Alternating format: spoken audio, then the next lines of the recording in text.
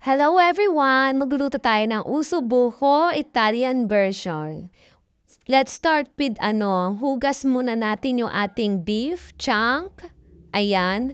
Pagkatapos niyan, lagyan ko na siya ng olive oil, Italian seasoning, salt, and then let aside for a while. Antayin natin siyang ma-marinate para nasa loob yung lasa. Pagkatapos na marinate nun yun siya ng a few minutes, pwede na natin siyang simulang i-pan fry ng kaunti.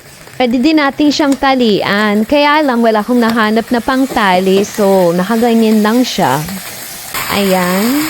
Let it cook muna each side na maging brown ng konti.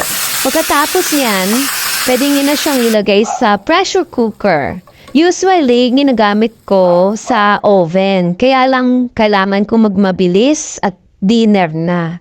Nilagay ko na dyan ang aking crushed tomatoes, water, saka salt and beef cubes. Naglagay ako dyan ng dried oregano. Pagkatapos yan, bago ko siya takpan, ilagyan ko siya ng basil. Ngayon, habang nag-aantay, gagawa muna tayo ng mashed potato. Naglaga na ako dyan ng 2 pirasong patata. Dahil wala akong patatas, ginamit ko siya ng strainer. Ayan. Kanya-kanyang diskarte. Tapos sinagyan ko siya ng butter at milk, salt to taste.